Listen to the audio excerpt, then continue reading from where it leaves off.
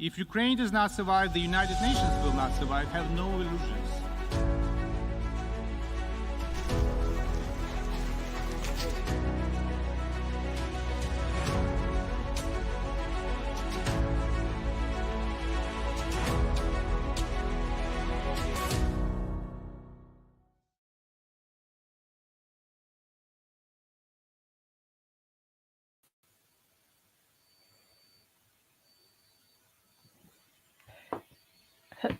Hello, I'm very happy to welcome everyone to our series after 2 weeks of trying to connect and establish connection for everyone, for each and every of our participants, where we couldn't really make it to our lectures. And finally today, we hope everything will work and we'll stay online and with electricity and connections, and everyone is, for example, I'm in Kiev, but our guests are outside of Ukraine, and so that's probably also why I think that I hope that everything will go well today.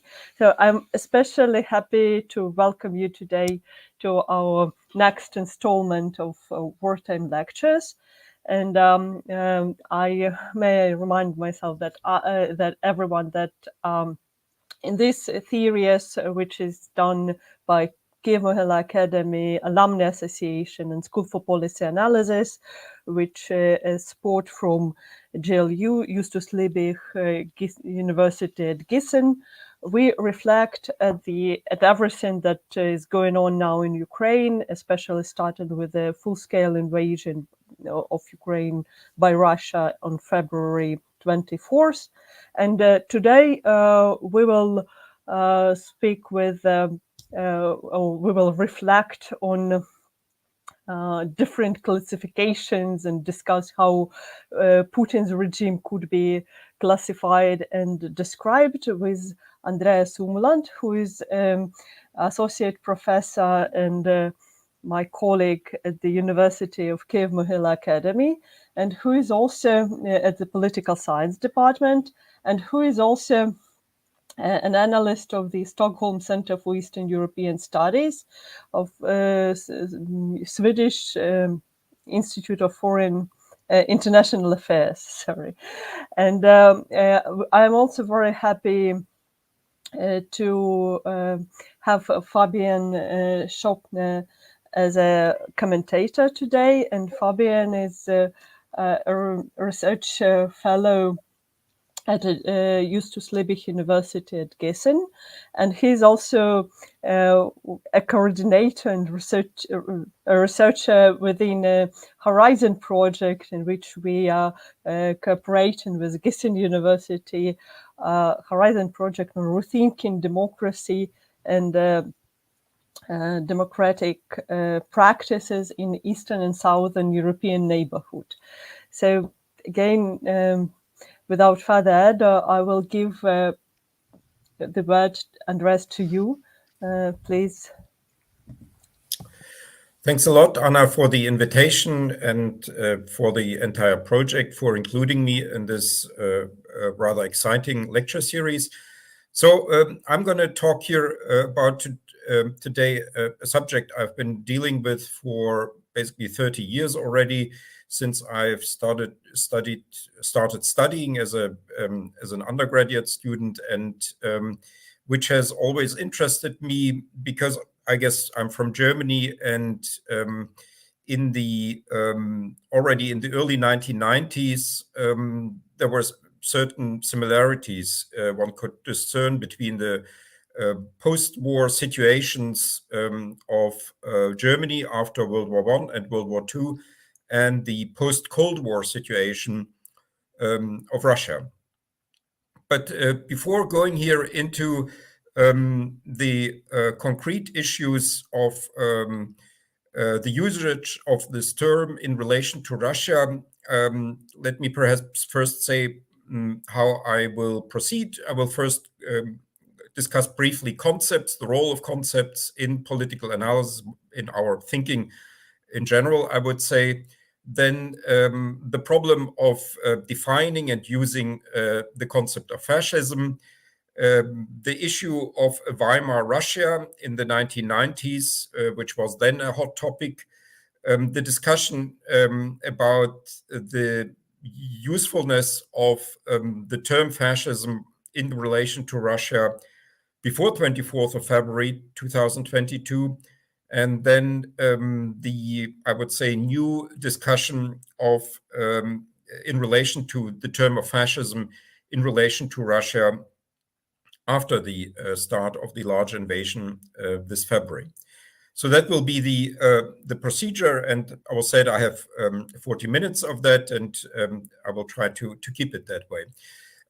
What I think is very important to remember at the beginning when we start discussing terms and the usage of terms, and there are many other terms one could discuss here in relation to Russia: authoritarianism, totalitarianism, illiberalism, Putinism, and so on, that whenever we use terms, the question is not whether the term is true or false. Unlike with causal theories, terms are not true or false. Terms are simply more or less useful in terms of communication, so that when we use a term, that other people understand what we actually mean. They are important also in terms of cognition and comparison, in that they can guide us in our research, in that they suggest certain comparisons, certain analogies, that they can have metaphorical meaning, they can be an allusion, they can be a framework for a research project where we compare, for instance, two or more countries. And they have also a certain usefulness, more or less usefulness, in terms of prediction. So certain terms imply often not only the classification itself, but also certain developments, certain experiences in the past, with other phenomena that for which this certain generic terms have already been used, and then these references to the past can then be extended into certain predictions for the future.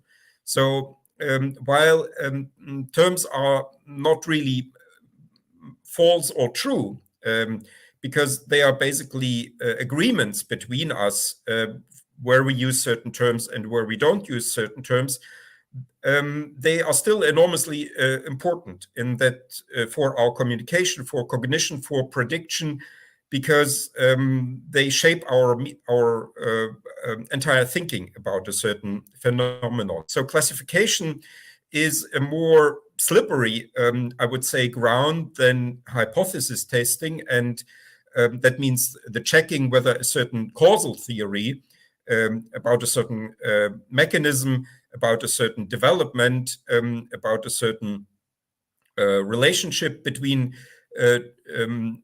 two or more things. These are more concrete, usually, discussions about whether there is causation or there is no causation, whether there is, for instance, only correlation, whether there is only covariation, or whether maybe there is a misleading assumption about a certain causation. That we can prove or disprove, we can verify that, we can try to say that this is false, or this is true, or that this is more likely to be true, or this is less likely to be true.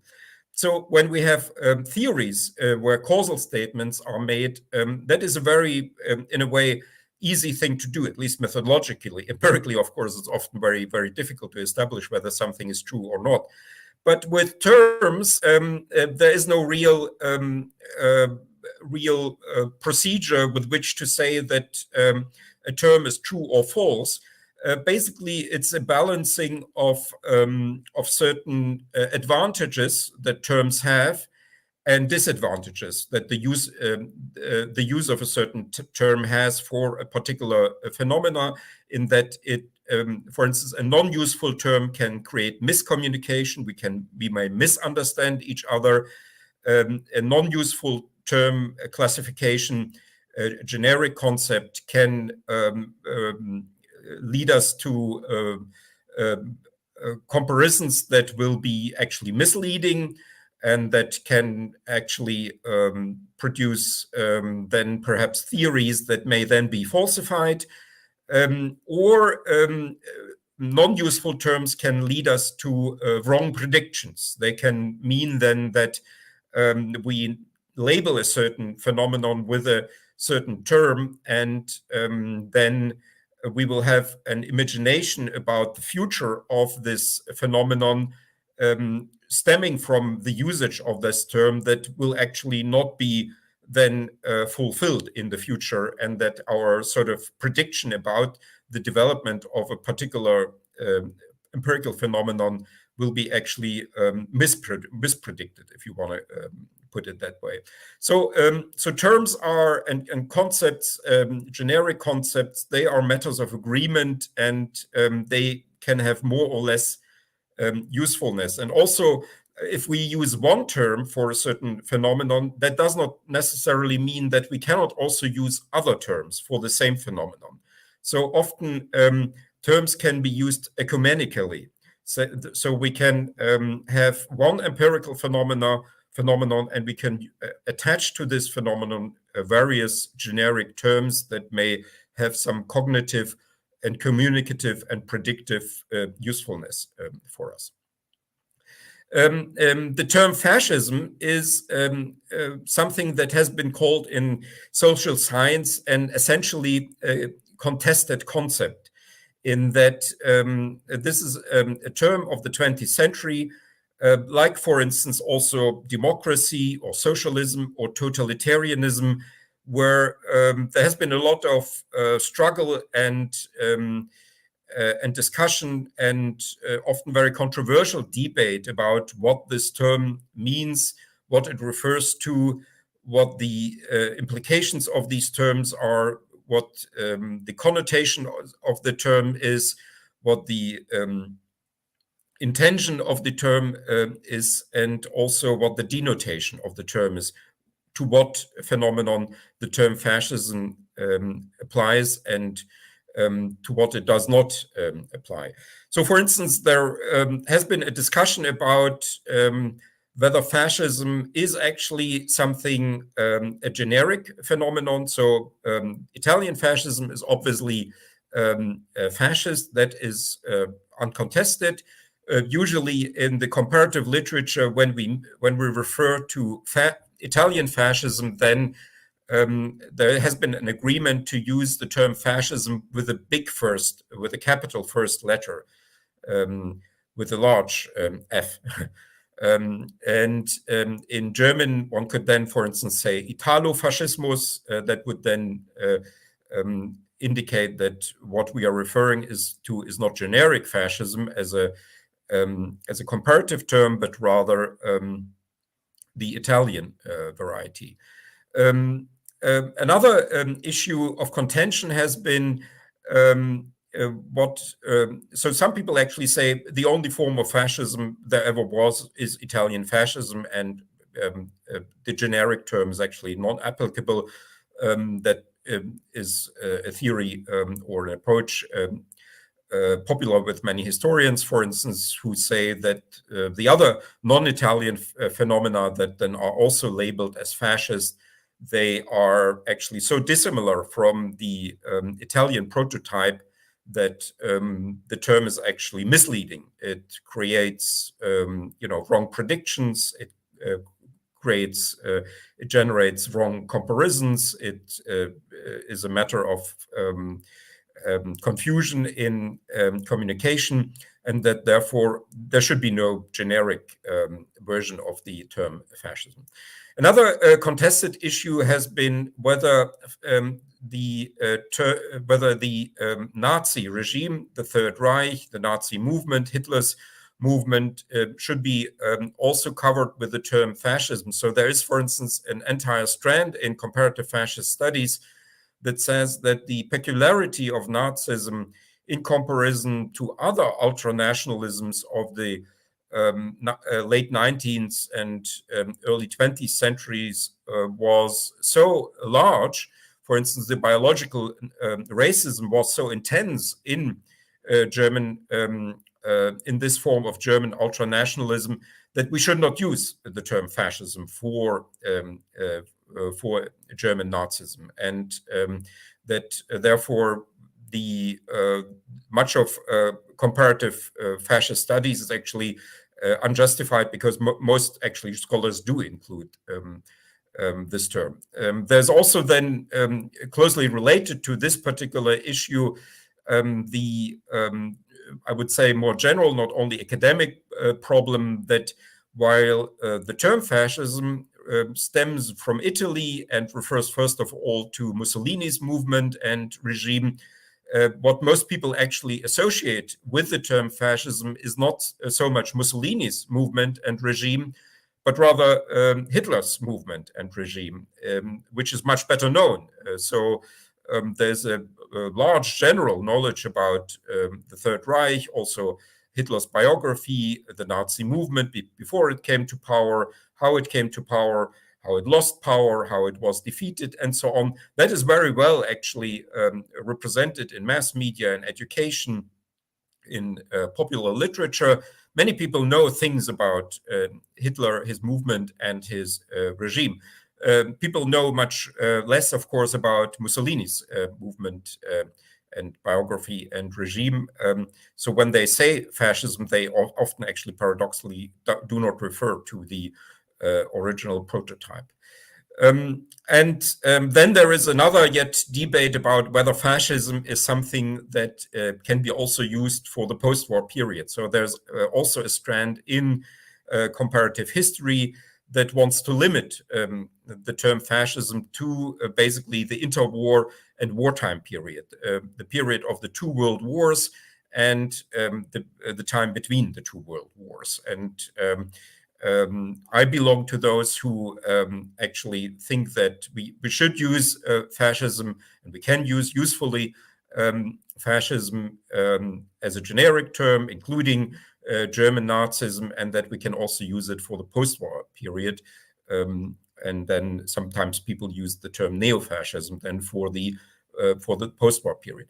So these are all things that need to be said, because behind this methodological issue of the concepts sort of non-provability or the non-truth or non-falseness of a certain concept, that is sometimes forgotten when people discuss, for instance, Russian fascism, that this is a matter of agreement. It's a matter of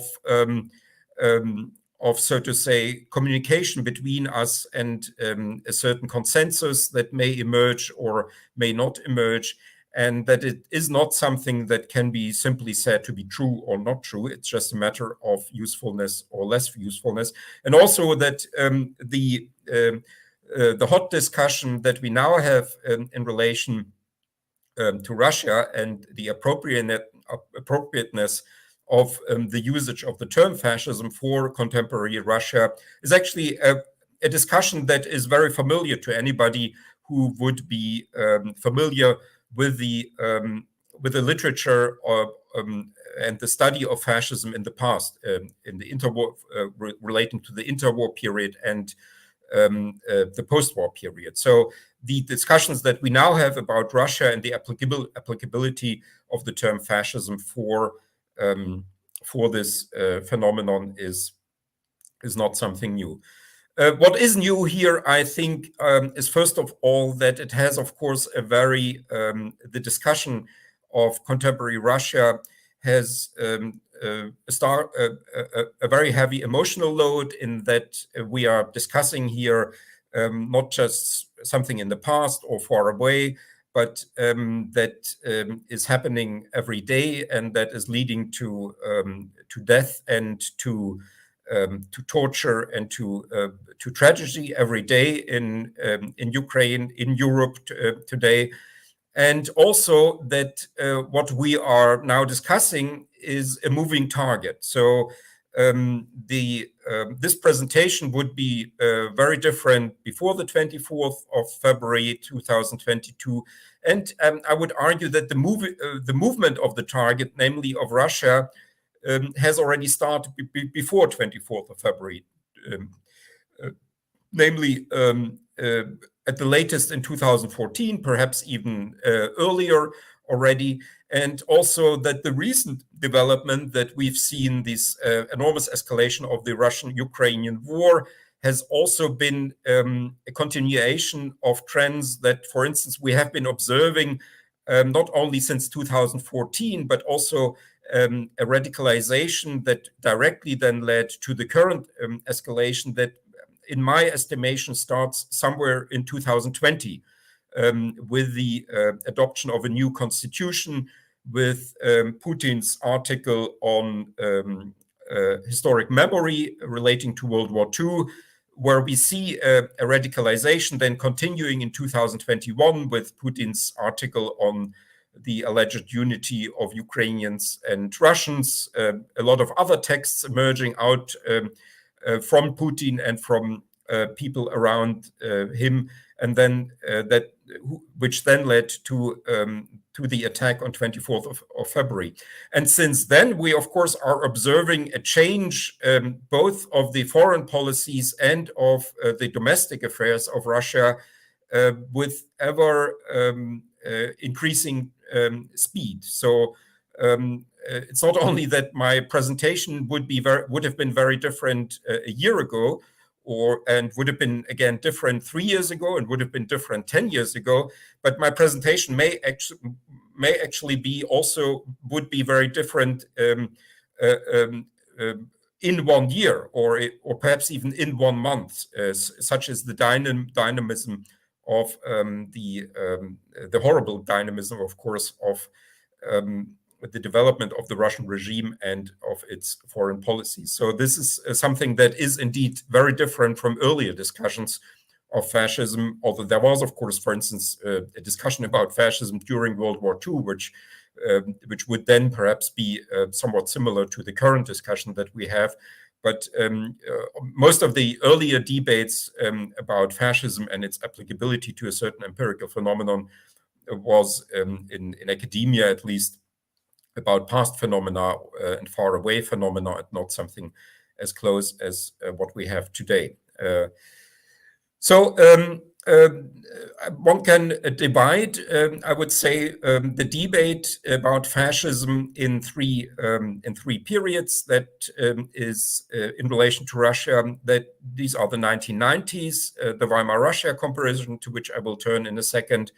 Then the debate about the applicability of fascism to Putin's regime once he comes to power, in first as prime minister in 1999, and then as president in 2000, and a new discussion, a new wave of this discussion since 24th of February 2022, and that's how I'm going to also deal with it.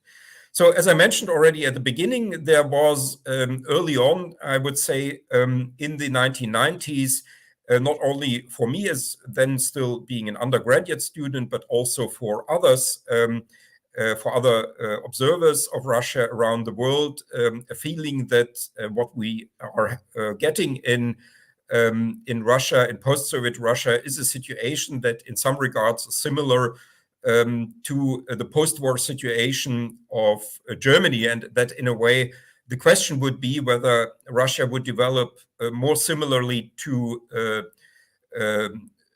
Germany after World War I or Germany after World War II. And the researcher, more senior than myself researcher, who I think has first detected, to my knowledge, first detected and discussed this similarity, is a close colleague of mine, Leonid Lux, and Professor Emeritus at the Catholic University of Eichstätt, Ingolstadt in Bavaria, who published an article in 1990 when the Soviet Union still existed, where he indicated the emerging similarities between the already declining Soviet empire of 1990 and the post-imperial situation in Germany after World War I, the Weimar Republic. So that is, I would say, in 1990. I was then still, as I mentioned, a student. I did not yet publish at that time, but my colleague and mentor, in a way, Leonid Lux, from a history professor born in the Soviet Union, who has studied in Israel and then done his graduate research and his academic career in Germany. He had this hunch quite early on, and of course also within Russia there were early on people. Galina Starovoitova was, for instance, a politician who was killed in later on, who mentioned the Weimar Russia comparison early on. And we had then, during the 1990s, an intense discussion of this issue, whether post-Soviet Russia is developing similar to post-war Germany. The most prominent contributors to this discussion were people like Alexander Yanov, an emigre scholar living in the US, who has recently died, who published a book, Weimar Russia, if I remember that right, in 1995. And there was also a discussion, prominent discussion in the leading Western journal on the post-Soviet space, post-Soviet affairs, between Stephen Hansen, Jeff Kopstein, Stephen Shenfield, about the Weimar Russia comparison. A colleague of mine, Stephen Keilitz, from the Technical University of Dresden, the Hannah Arendt Institute for the Study of Totalitarianism there, and myself, we have also published, like Leonid Lux, of course, on this comparison. And the similarities were partly actually striking in that we had a former empire that broke apart. We had a sort of a nationalist scenery in post-war Germany, post-World War I Germany, and in post-Soviet Russia in the 1990s, with a fascist segment in this nationalist scenery. We had the idea of a special path in post-war Germany, post-World War I Germany, and in Russia we had the ethnические россияне, the so-called ethnic citizens of Russia outside Russia, and the Volksdeutsche, the Germans, or not the ethnic citizens of Russia, but the Russians outside Russia. But ethnические россияне was a paradoxical term used in the 1990s that actually referred not only to ethnic Russians in the narrow sense outside Russia, but also to Russified, perhaps other members of other ethnicities who would sort of belong to Russia or to the Russian people in a broader sense, and who were also claimed in a way by Russia. And in Germany, we had the Volksdeutsche, the Germans outside Russia. We had the Danzig region separated from the German mainland. In post-war Germany, the Kaliningrad Oblast separated from Russia. And above all, we had, and these were more the similarities on the surface, but we had non-consolidated young democracies that were under the attack of the old elites and also of new nationalists, of fascists emerging in these post-imperial situations. And exactly this post-imperial situation was what made these two countries in the interwar period in the 1990s rather similar. And the prediction that was emerging out of this was actually quite bleak and in a way previewed what we are observing today, namely that, like Germany, in the interwar period, the new Russian state would not be satisfied with the breakup of the empire, would try to reconstitute the empire, and would use war to reconstitute the empire. And in a way, now these older texts about Weimar Russia, maybe actually the most important book here is one by Stephen Hansen called Post-Imperial Democracies, where he compares not only interwar Germany with post-Soviet Russia, but also with Bonapartist France. These earlier comparisons that were made of these post-imperial situations, they have now gained, I would say, new topicality.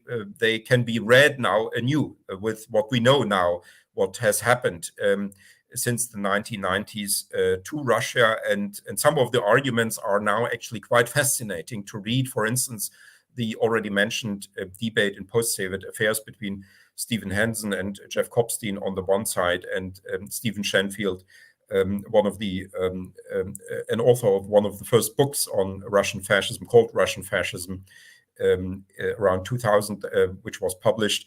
And but Shenfield was then, of course, referring not to the Russian regime, but rather to politicians like Vladimir Zhirinovsky, Alexander Dugin, Russkoye Nationalne Единство, Russian National Unity, Alexander Barkashov, and so on, but who was already then studying this issue in relation to the post-Soviet party political scenery and uncivil society. And this discussion then, as I already mentioned, gained already new topicality with the arrival of Putin in office in the year 2000 as a president, and with a certain similarity that was then sort of added to the earlier observed similarities that we now had an authoritarian inclined politician who had obviously revanchist ambitions, and who was instituting an authoritarian regime, destroying the proto-democratic situation that Russia was in the 1990s, and which suggested even more similarities between Weimar Germany and post-Soviet Russia than had been assumed in the debates of the 1990s. And here the question was now, in a way, would this be something then also these similarities, namely the similarity between Hindenburg's, Paul von Hindenburg's destruction of the Weimar Republic of the early 1930s, before Hitler came to power, and the destruction of Putin of the post-Soviet proto-democracy of Russia, whether this development that would also lead to something similar in post-Soviet Russia. In a way, the biggest difference here between Hindenburg and Putin was perhaps their age, in that Hindenburg came to power when he was already fairly old. He died in 1934. And then Hitler assumed full power, who had been earlier just named by Hindenburg Chancellor of Germany, and then became, after Hindenburg's death in 1934, not just Chancellor, but also the Führer, the leader of Germany.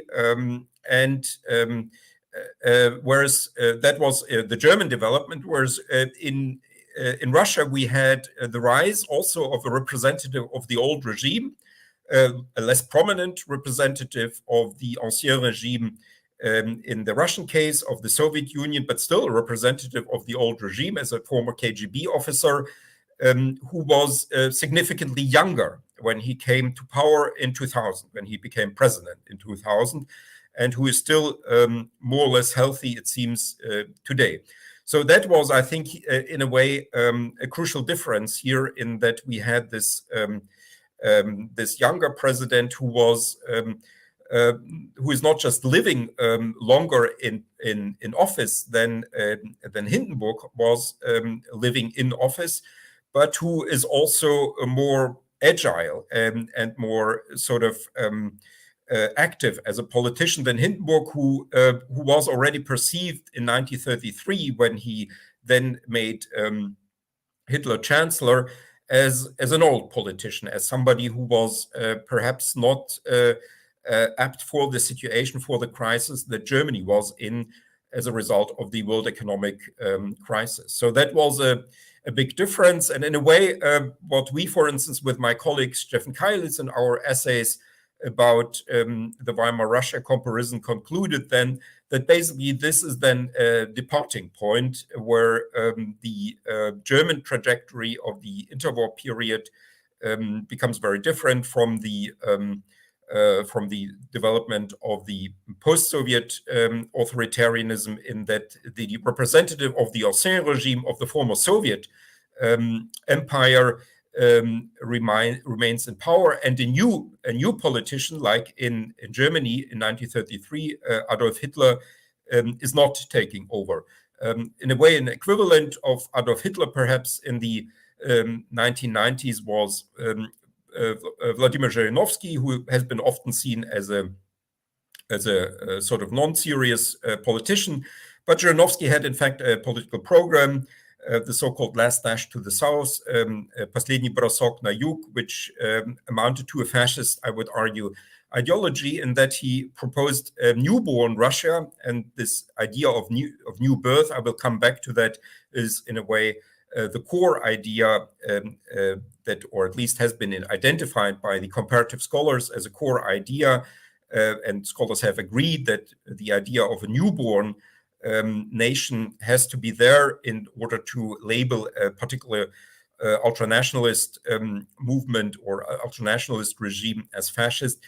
So Zhirinovsky had the idea that Russia would be born anew via not so much an internal cleansing and an internal revolution, but a geopolitical revolution and an external expansion, namely the inclusion into Russia of Turkey, Afghanistan, and Iran.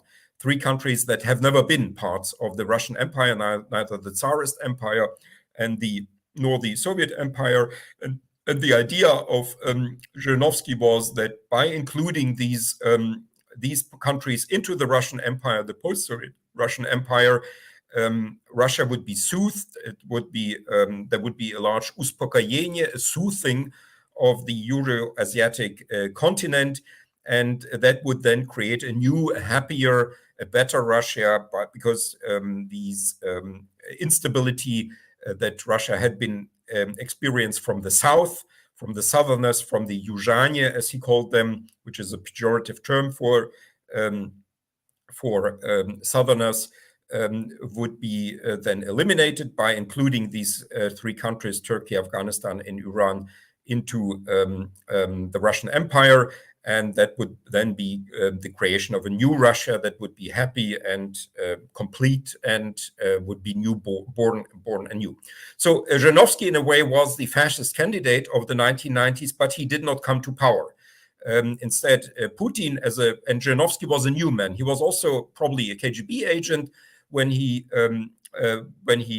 was a Soviet citizen still, but he was not an official, so to say, representative of the old regime. He was also very much, when he rose in the 1990s, an anti-Soviet politician. His party was called, oddly, Liberal Democratic Party, although it still exists as a LDPR, as the LDPR, although it was, of course, neither liberal nor democratic. And he was an anti-Soviet politician, a non-establishment politician, like Hitler was in the 1920s and early 1930s, but Zhirinovsky and nor other potentially fascist politicians came already then. Clearly, fascist politicians came to power instead.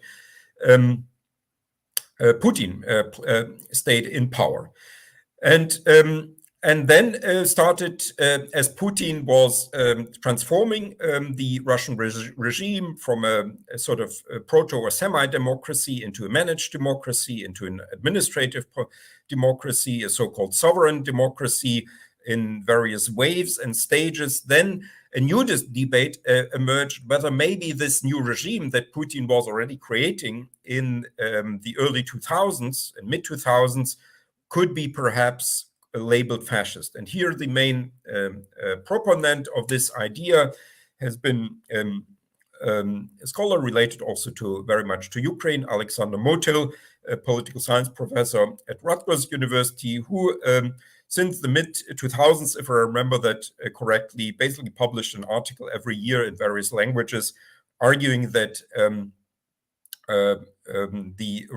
Putin's regime is either semi or fully, or later on fully fascist. And the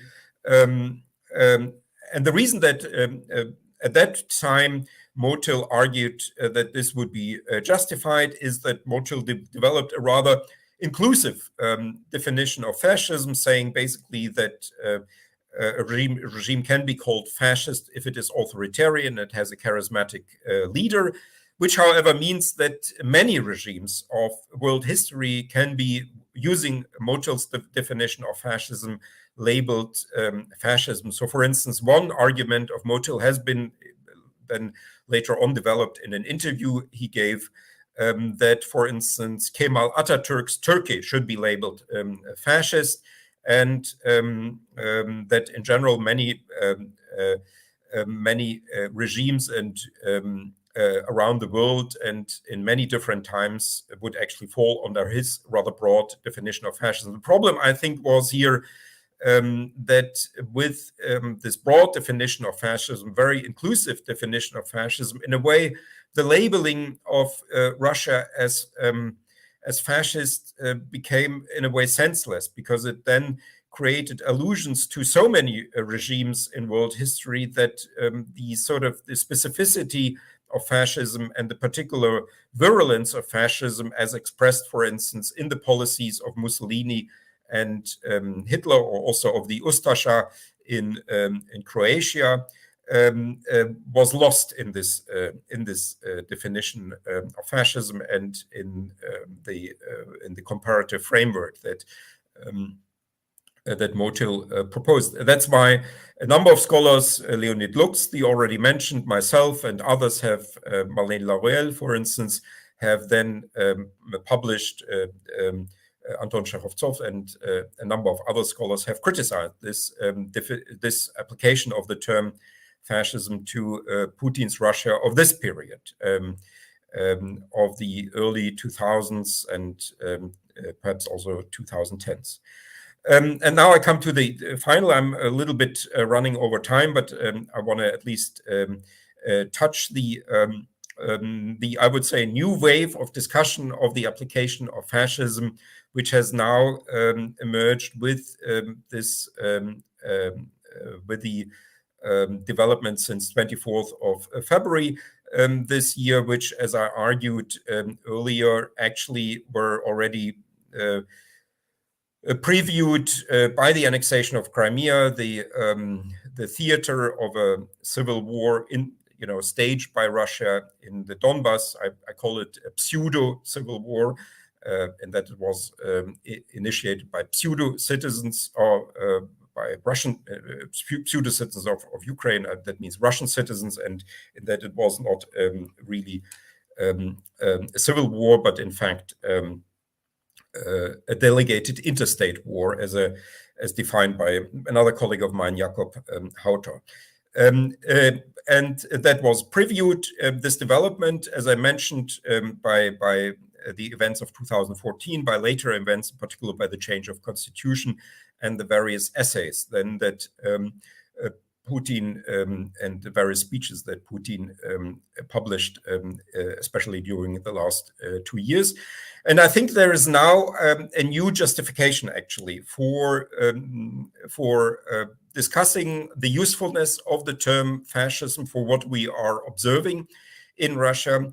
I would still go along with those who, from comparative fascist studies, who, like for instance, Anton Cherovtsov or Roger Griffin, who would reject the application of the term of fascism for the Putin regime, because what is missing in this regime, at least so far, is the idea of a newborn Russia, of a completely new Russian state that would not be a continuation of the Tsarist and Soviet empire, but would in fact be a revolutionary situation, a revolutionary new Russia that would emerge. I think that that critique to the application of fascism under the viewpoint of the lacking revolution so far inside Russia still applies to what is happening in the Russian Federation. But I think that there's an argument now that can be made whether it may be useful to apply the term of fascism to what is happening within the so-called special military operation that Russia is conducting in Ukraine. Most people would, of course, say, well, this is not actually about Russia, because that is the special military operation in Ukraine. And obviously, this is a case of imperialism, colonialism, aggression, occupation, and so on. And I certainly agree that all of these concepts apply analytically to what Russia is doing in Ukraine. It's a war, it's an interstate war, it's an aggression, an occupation, an imperial war, a colonial war, and Russia and Ukraine is respectively fighting a war for its independence, for its territorial integrity and political sovereignty. That is, I think, what the analytical viewpoint of what we are observing now in Ukraine should be. However, hermeneutically, if we try to put ourselves in the role of the perpetrators, there's a whole subdiscipline now called perpetrator studies. That is actually not what is happening in Ukraine. From the viewpoint of Moscow, Ukraine is actually non-existent as a state, as a nation, and what Russia is conducting on Ukrainian territory is actually an internal Russian matter. That's why it's also called special military operation, because how can Russia fight a war against itself? The territories that Russia is conducting this operation on is not Ukrainian territory, it's Russian territory, and the people living there are not actually a separate nation. These are just members of the Russian nation who have become infected with all sorts of foreign influences, Nazism and some sort of artificial Ukrainian nationalism, LGBT ideology, liberalism, cosmopolitanism, and so on. And these Russians in, so to say, Western Russia, they need to be liberated and cleansed from these foreign influences, Western influences that have spoiled, that have infected and sickened, that are sickening this part of Russia. And for that, you need a cleansing, a liberation of this territory, alleged territory of Russia. And here, the way I'm presenting it here, you may already detect that this is something that already sounds very similar to the rhetoric that, for instance, Hitler has been using for Germany, that Germany needs a cleansing, a liberation from foreign influence, from Jewish influence, and that would then mean a rebirth, a new birth of Germany. So I think for this particular aspect, at least, of Russian foreign policy, which in the Russian interpretation of it would not actually be a foreign policy, it's a domestic matter that Russia is involved in here in eastern Ukraine, and which in fact concerns most or all, even all of Ukraine. And Ukraine needs to be liberated, it needs to be cleansed, it needs to be born anew after it had been deeply infected with these foreign influences and had degraded, had become decadent, and that in fact this at least this part of Ukraine needs this special military operation. And here I think what we are observing now is a situation that may make, and again, we are here targeting a moving aim, a moving target. We are observing here something that is still developing every day, basically. Here, I would argue the usefulness of the application of the term fascism should at least be under discussion, because there are now more and more signs that this is something that is not actually a classical imperial war of expansion, not a classical case of colonialism, but a war that is, of course, imperialistic, that is colonialist, that is an aggression, but that is justified not as a foreign adventure, but actually as a domestic operation, which needs to be conducted paradoxically on Ukrainian soil. And maybe I'll leave it at this and look forward to your questions.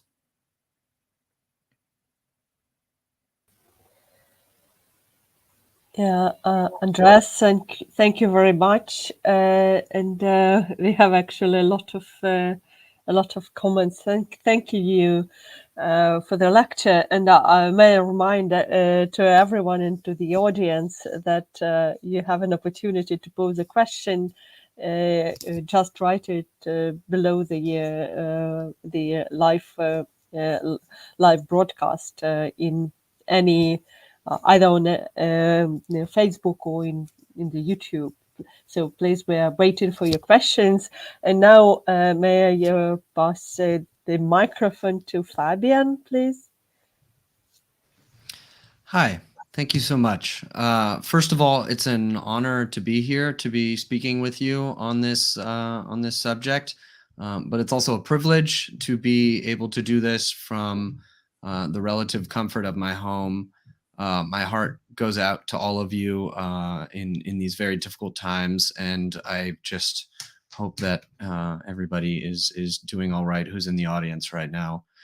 Thank you so much for this really insightful and I think really important lecture and contribution to a discourse surrounding a country I think that many people have misunderstood for quite a few years now. And I hate to just bring it up as a German. I always have to reference my chancellor's Zeitenwende speech, right? And here in Germany, we are finally coming around to the idea that the world is not as we had imagined it was. And this is why I think that your emphasis on terms as a way of structuring our cognitive impressions of events of our world is so important, because for so long we were using perhaps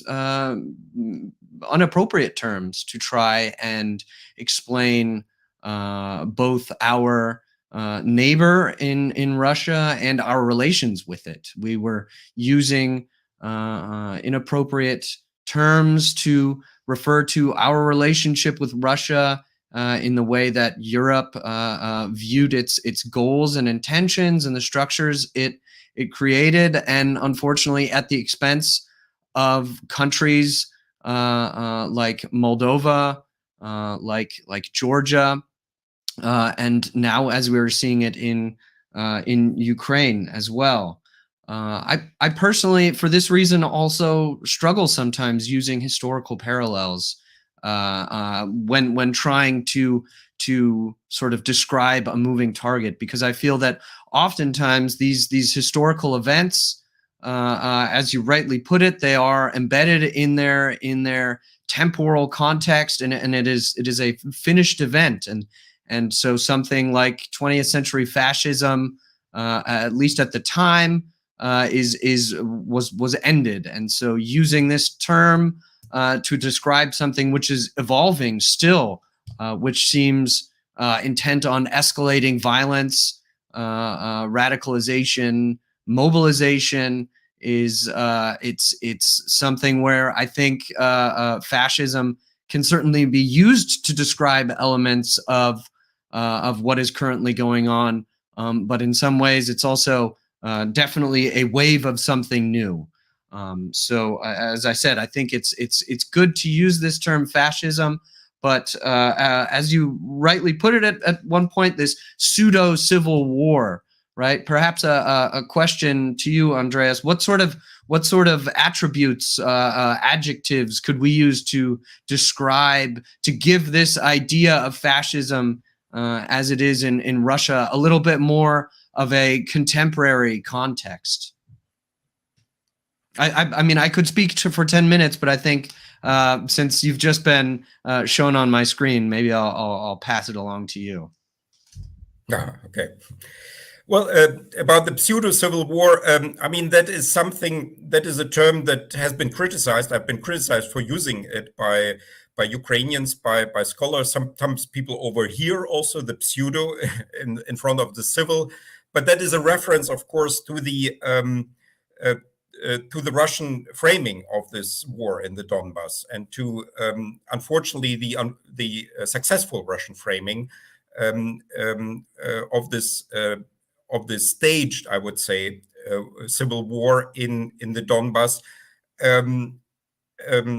and this theater play basically has been taken seriously by many politicians, even by some experts, by even some scholars who have actually jumped on this civil war idea and also used it. Although we have now I think the appropriate academic term for it is delegated interstate war that has been developed by the already mentioned Jakob Hauter, who has actually, introduced in a separate article this concept, delegated interstate war, which means that you have two countries fighting, but the attacking country is delegating the attack to local mercenaries and local, or partly local at least,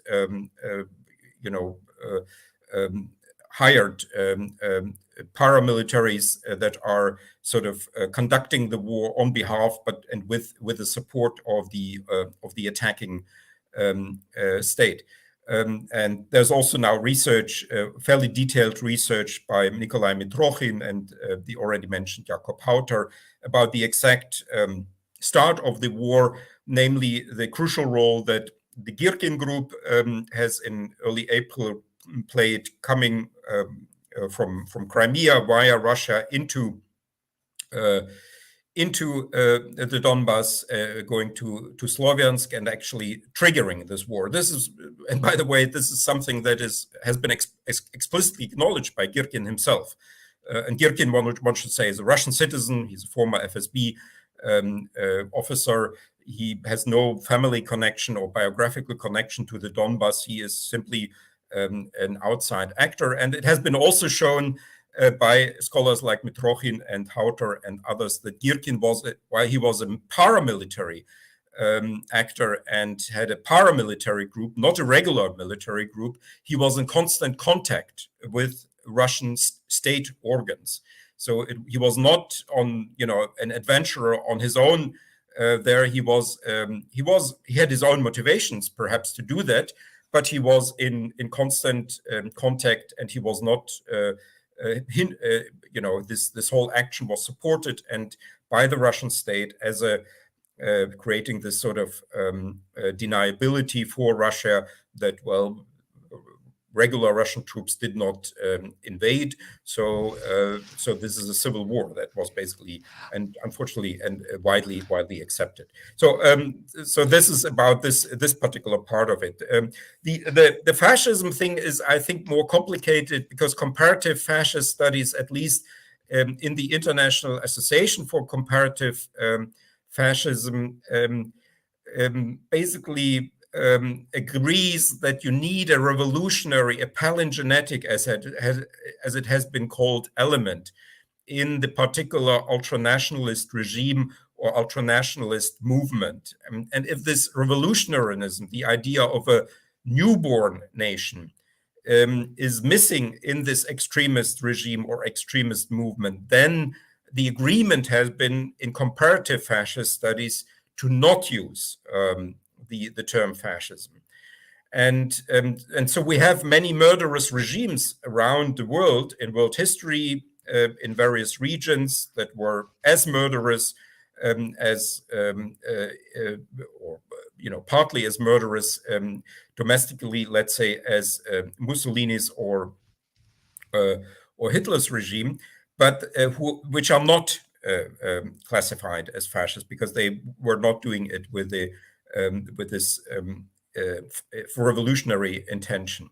And that's why the term has been not so much used yet by comparativists for the Putin regime. But as I mentioned, we have now this special case of the special military operation that looks at first glance as a classical imperial colonial war, but it is not actually an imperialist war in the Russian thinking, and if we take the Russians seriously, and fascist studies is at least partly a hermeneutic discipline. It tries to understand fascist thinking, and it tries to look into fascist texts and looks into political programs, into speeches, into interviews, into the biographies of the people who are, justifying their domestic and foreign policy. So if we look into Putin's speeches and the people around him and the justifications for this war, this is not a foreign aggression. This is just, a special military operation on Russian soil, And then the question is, how do we classify it then?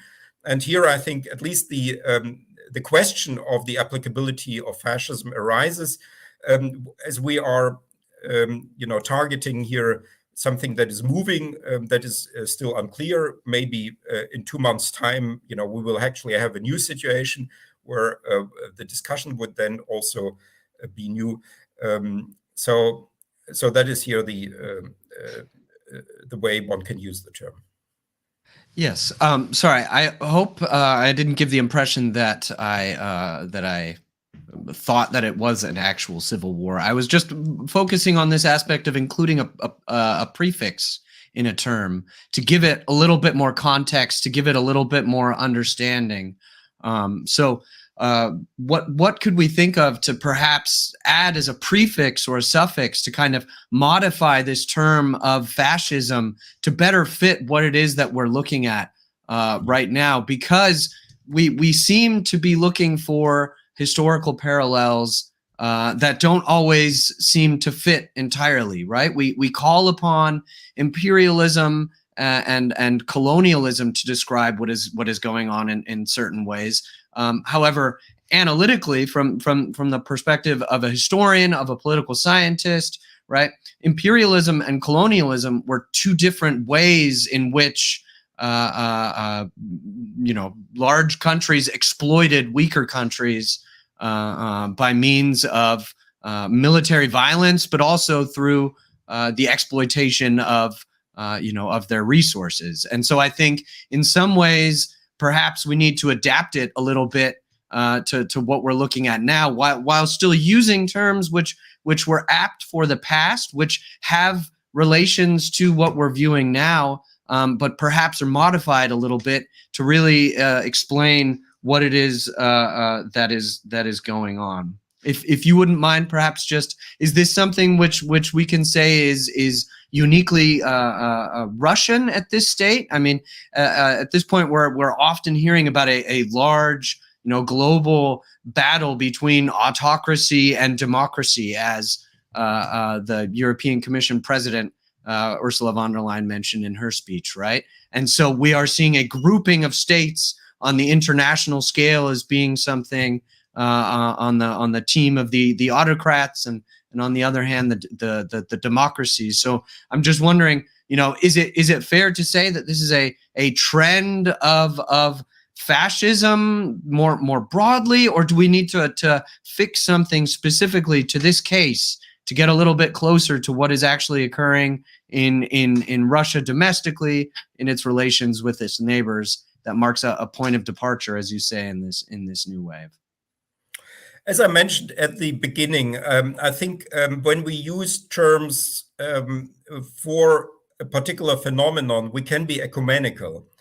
That is much less so the case with causal theories, where we say that something is the cause of something, where we have to decide, what was actually the cause, or what combination of causes was there. And if there's one cause, there can't be another cause, or if there's one combination of causes that excludes other causes. Yeah, so you know, and we have these discussions, of course, all the time about, you know, whether it's the economy stupid, whether it's a cultural phenomenon, is it about identity? We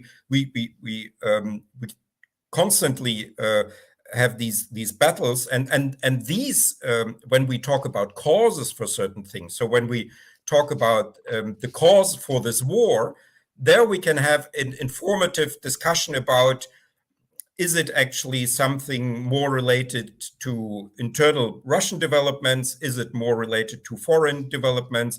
Is it something related to Russian identity? Is it something related to the international system? That is, I think, a productive discussion where we can sort of argue in terms of, you know, we are, you know, this is actually, for instance, there's this NATO enlargement argument, you know, that this whole thing is actually about NATO enlargement. And I would say, no, it's not about NATO enlargement, because, you know, the explanation for the Russian troops in Ukraine would be that, you know, this is somehow because NATO, because Ukraine could become a NATO country, or NATO troops could come to Russia. But we have actually counterexamples. So we have, for instance, Moldova, which declared itself neutral and thereby excluded NATO membership in its 1994 constitution in Article 11. And also in 1994, Moldova signed a treaty with Russia about the withdrawal of Russian troops from Moldova. And although Moldova has since made no moves to enter NATO, the Russian troops are still there. Yeah. So, but according to the NATO argument, the troops should have gone, because the NATO is not on the agenda. In Moldova has no membership perspective. It declares itself in its constitution as neutral, thereby excluding NATO membership. So the troops could go, the Russian troops, but they don't. They're there still. Yeah. Or Finland is now entering NATO and has a rather long border with Russia, but Russia is actually withdrawing troops has now withdrawn troops from the Finnish-Russian border, you know, to Ukraine, because it doesn't fear NATO. You know, because, you know, whether Finland becomes NATO or not, and, you know, it doesn't really matter for Russia, because Russia has more nuclear warheads than NATO, than the US, Great Britain, and France together, and that's why it doesn't fear NATO, and that's why this whole war, I think, is not about NATO. So that is something that is about causal theories. With classifying what is happening, that is much more, you know, that you can call it autocracy, imperialism, colonialism, fascism. These are not necessarily things that exclude each other. Here, the question is more: is it useful to use the term? Does it really indicate? Does it make communication easier? Does it have cognitive value? Does it have predictive power? So, for instance, I've been criticizing, just to go into some self-critique here, I've been criticizing Alexander Motel's broad definition of fascism, and then classifying Putin's regime as fascist already 10 or 15 years ago. But in a way, you could, and others have done so as well, but in a way, Motel's, I think, still cognitively and communicatively not useful classification of this earlier Putinist phase as fascist has still the advantage of having rather good predictive power.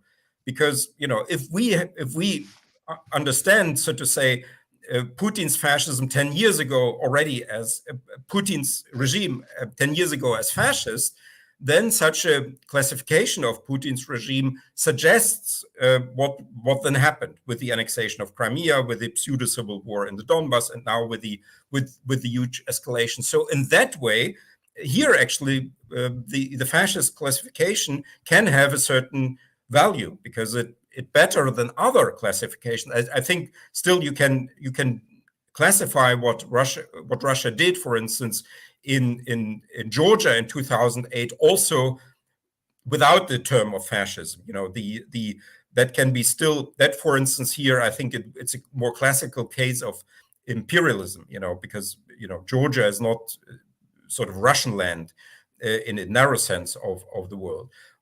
But for Ukraine here, you wonder actually whether we should have perhaps better listened to Motil, although I think he was still wrong for these earlier periods. But now we have since 24th of February, of course, an entirely new situation. Yeah, thank you so much. Okay, perhaps one final comment before we go to the chat questions, if that's all right, Anna. Sure. My main point about adding prefixes and suffixes is that sometimes you also just make a term so dense, so complicated that it tends to lose this meaning which you seek to convey a little bit more simply.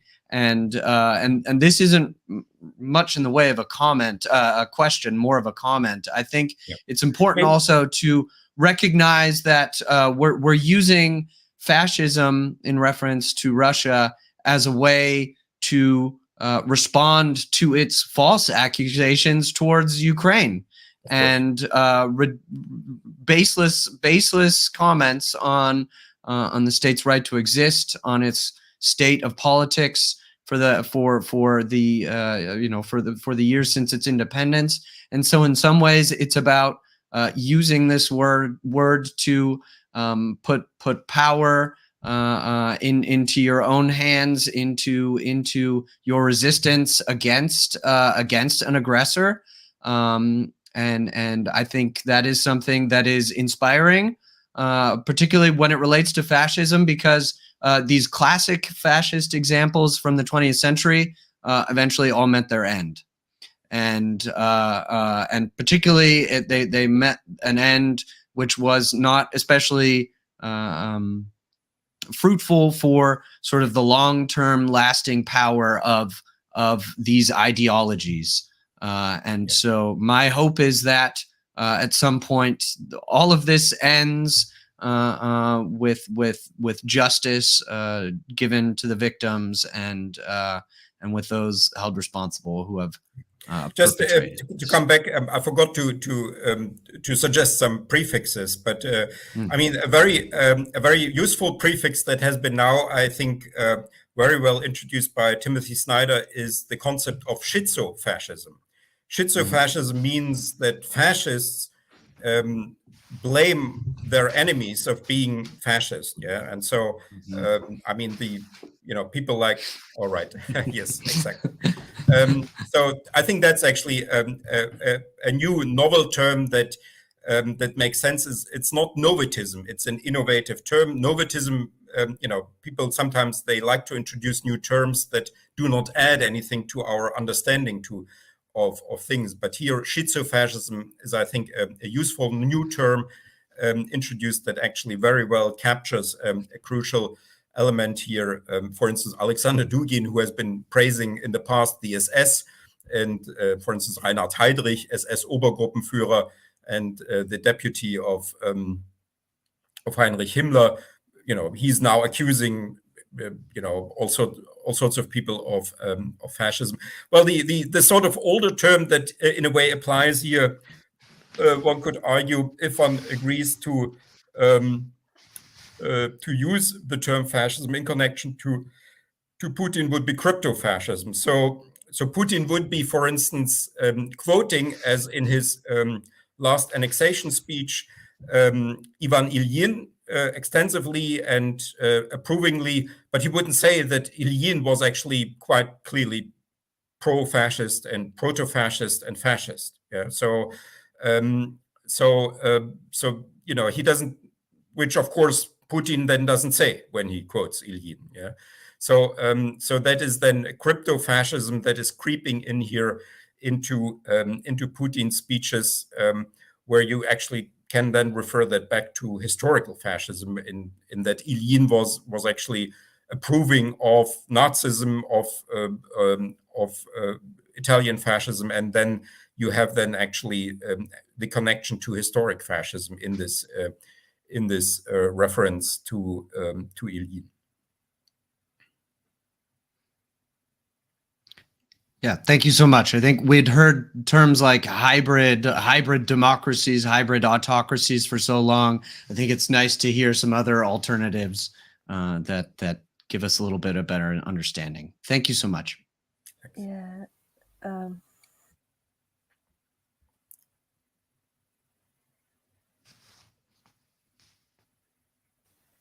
Sorry, something with my mic.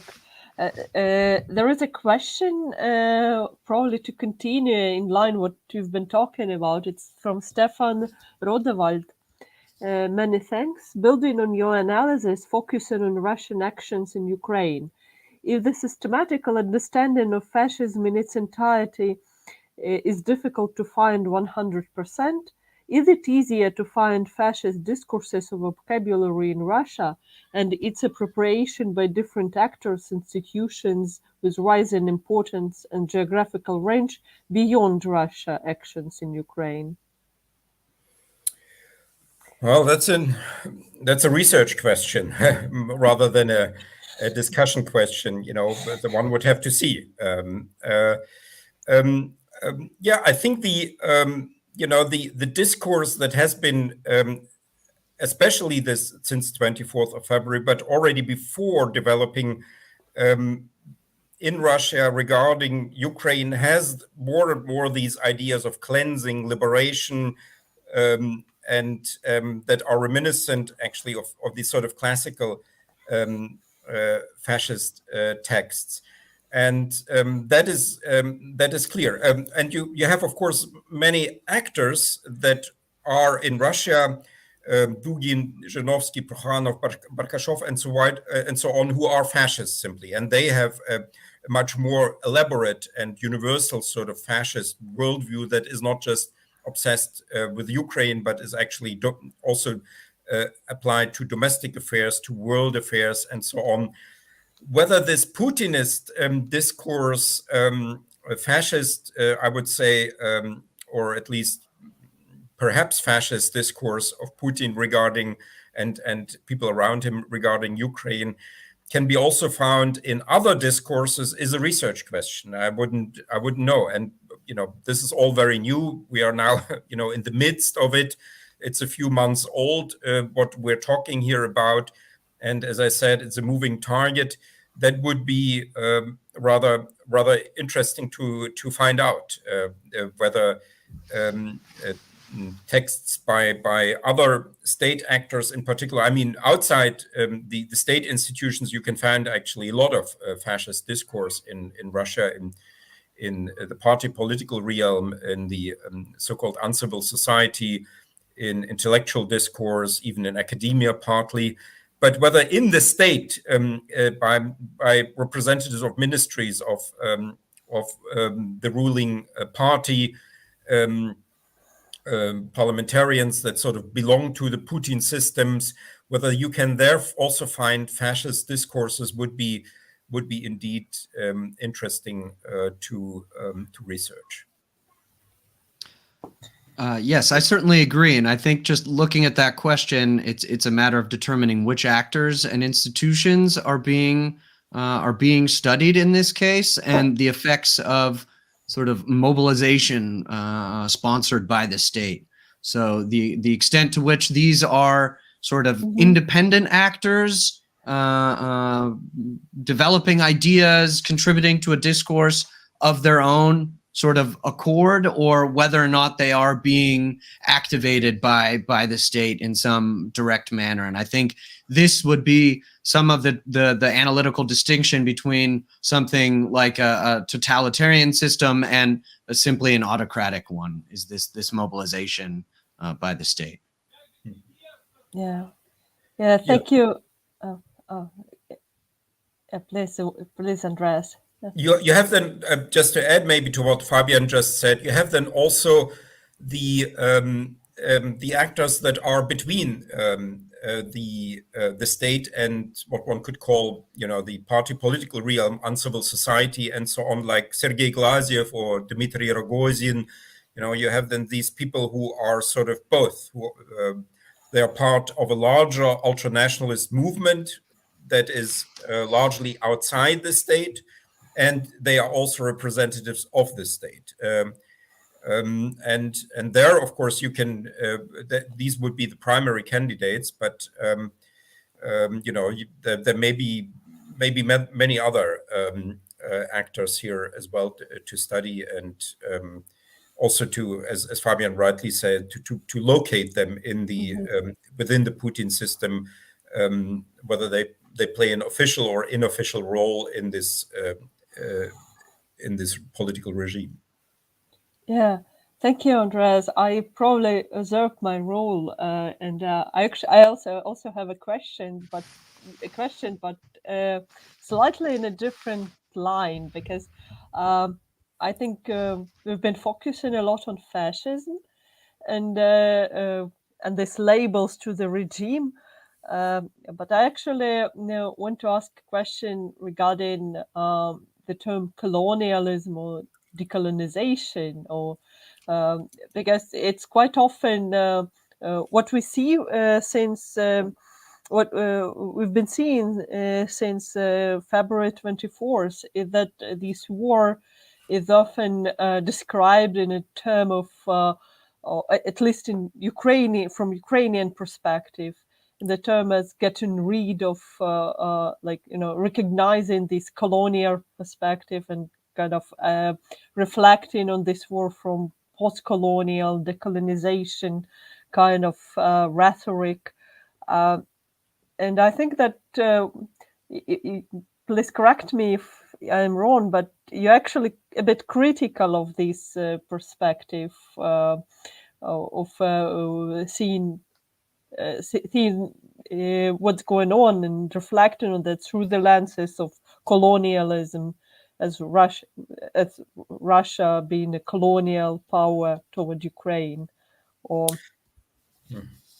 No, I'm actually not critical. I mean, that comes back to the issue that when we use terms, they are not exclusive of each other. The terms we use, we can use different terms for the same empirical phenomenon, and they can be all cognitively and revealing, and they can make sense from a hermeneutical point of view, and that we better understand the situation.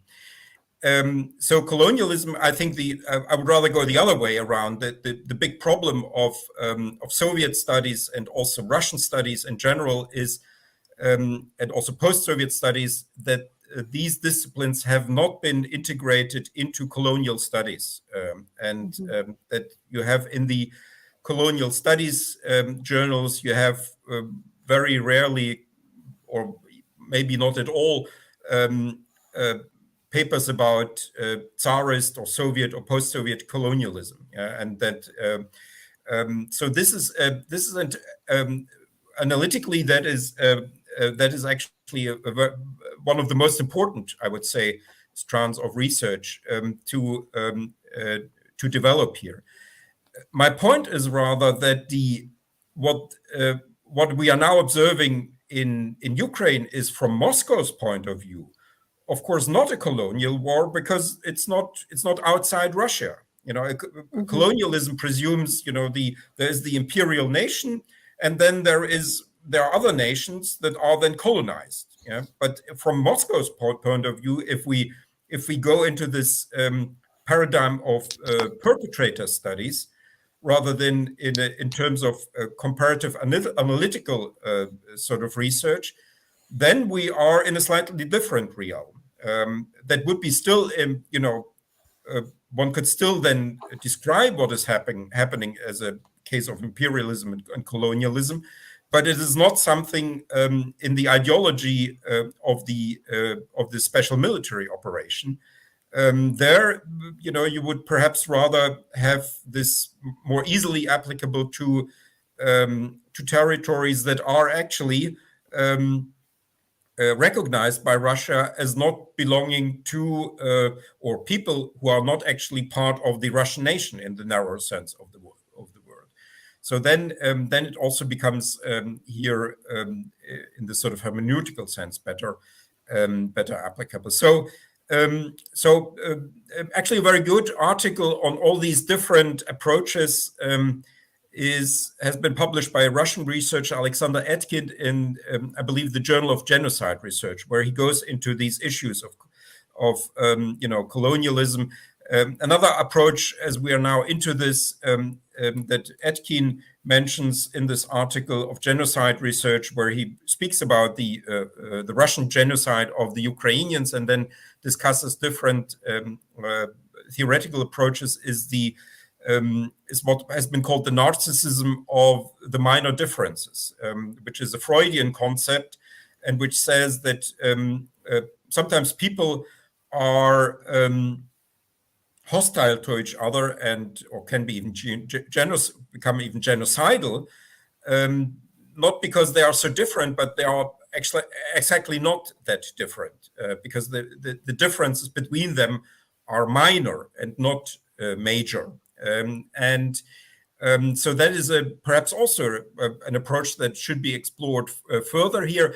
My hesitation, however, in developing this further is that the application of this approach of narcissism of minor differences in post-communist studies has been rather to different situations. So, for instance, we had we have seen an application of this concept for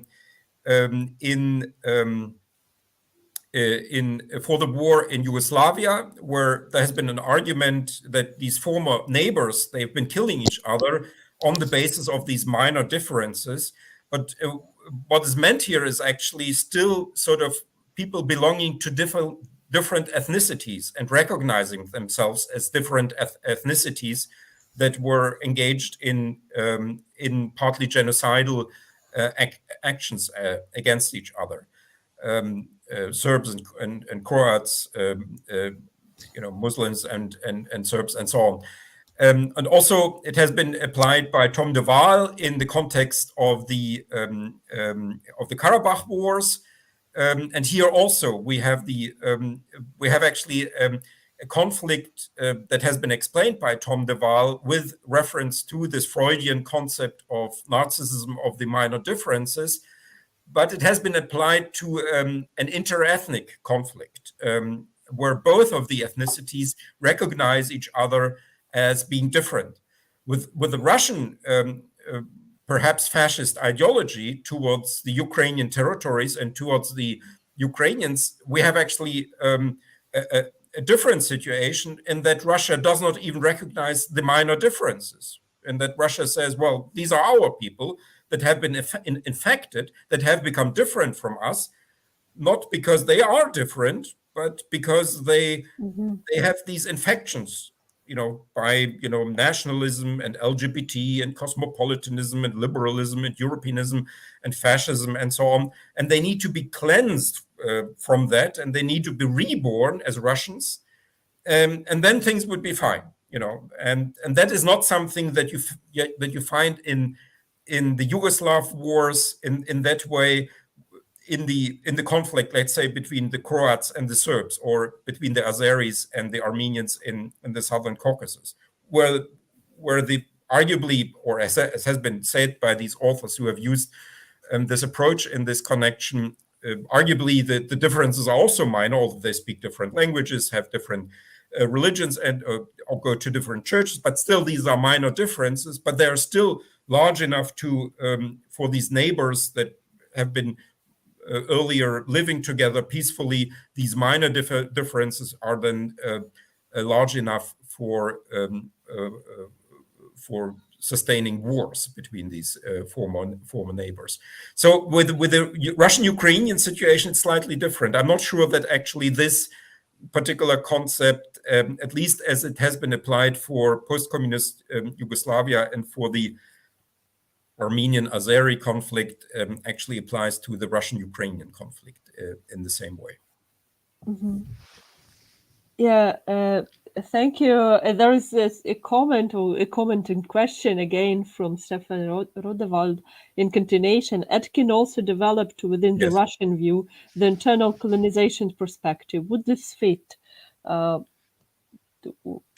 Yes, I mean, but of course, internal colonization is in a way an oxymoron. You know, it's because you get the imperial nation is sort of colonizing itself. So, so then when you have these sort of oxymoronic constructs, then you know they become actually very, very flexible. You know, you can then sort of easily.